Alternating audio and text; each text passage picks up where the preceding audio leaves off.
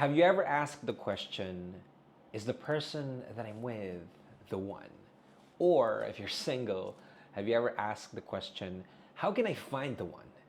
Well, in this video, I will be sharing with you how to know if you found the one. And I'll be speaking from my own experience, but I'll be speaking in two different ways. I'll be answering this in two ways. Number one is more of the philosophical side, spiritual sense, and second is more of the technical side. So let's start off with how do you find the one? Philosophically, you can, and I believe that you cannot control who comes into your life and who you fall into. You cannot control if this person becomes the one. And if you're gonna ask me if I do believe in destiny, somehow I do believe in that. Um, Somehow I do know that there's a bigger play that's happening. Somehow I know that there, um, the people that come into our lives are people that come for a reason, come for a season, or maybe come and stay for a lifetime. And um, as cliche as it may sound, you probably heard it before. Uh, when you know that this person is the one, you'll know. I have been in multiple relationships. Well, not a lot, but I remember thinking when I was in a very long term relationship that I was kind of forcing that person to be the one. But I know that there's just so many resistance and there's just so many reasons that they're not the one.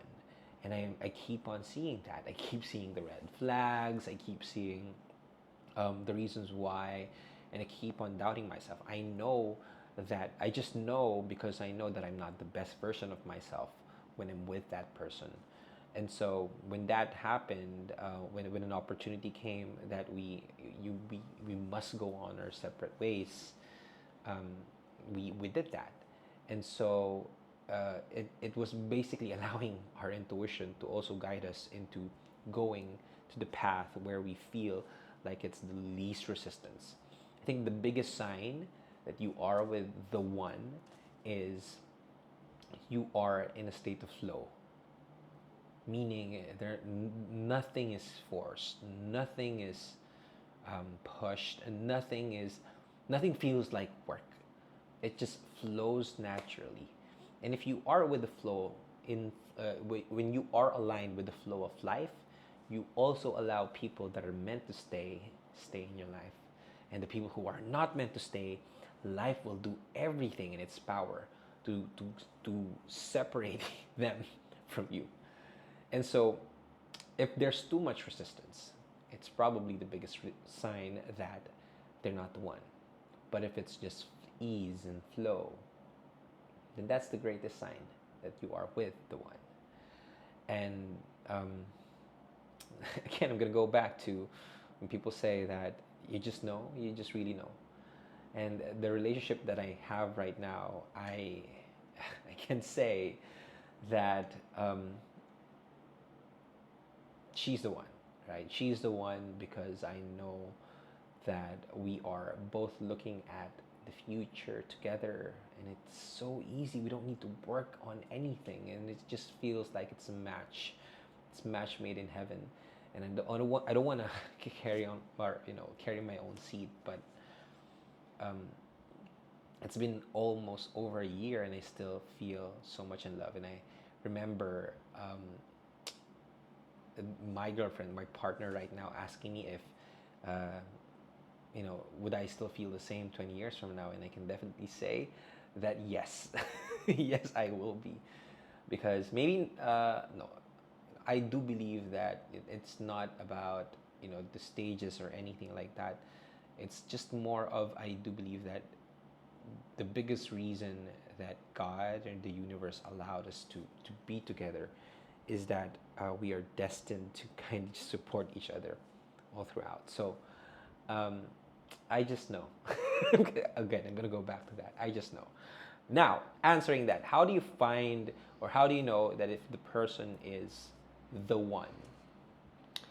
On the technical side, you and I may contradict myself from what I just said earlier. Like these are two different points of view.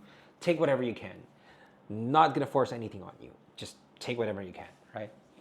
Um, on the technical side, you can't really know if they're the one, right? But the chances of you increasing the chances of this person becoming the one and not wasting a lot of time with other people that are not close to becoming the one.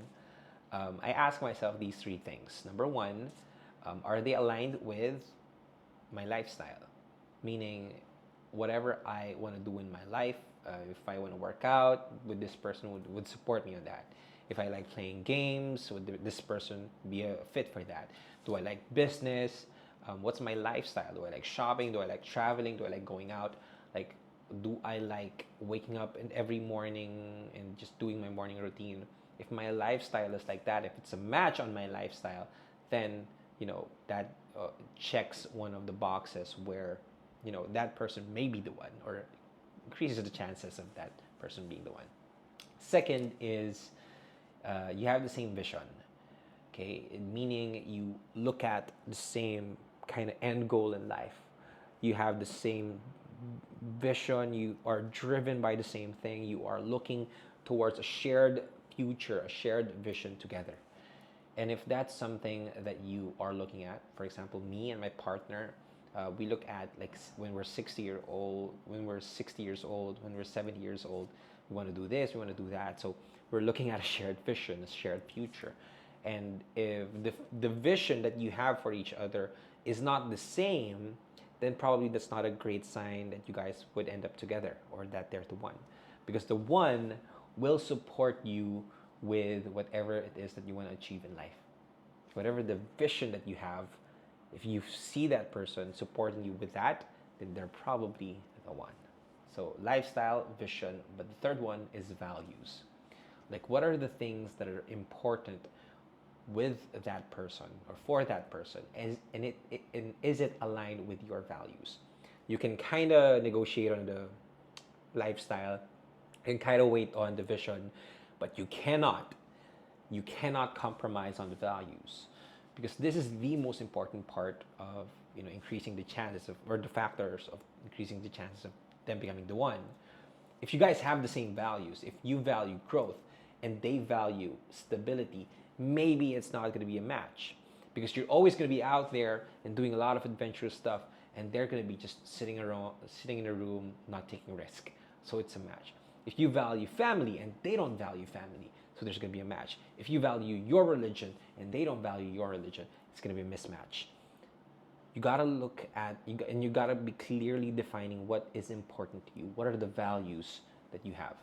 And if you don't have a boyfriend yet and a girlfriend yet, this is actually the best exercise that you can do if you want to become if you want to find the one, right? Because if you truly want to find the one, you gotta be the one first, because you attract who you are. And if you attract who you are, then you can attract a clear the one if you are clear on becoming the one. So here's a great exercise to help you out. You go out and you do and try these things, and you ask yourself, like, what, or maybe try a lot of things, okay? And then after that, take the time to reflect and ask yourself, like, what are the things that are important to you? And list them down. They can be your values. Do you want committed? Do you want a person who's committed? Do you want a person who's honest and loyal? You got to be clear with your values as well. And you can't just wish or want it from another person. You got to be able to give it yourself. Because if you can give it to yourself, then that's when you can only ask it from another person. You cannot ask what you cannot give. You cannot receive what you cannot give. So you got to be giving the things that you're looking for.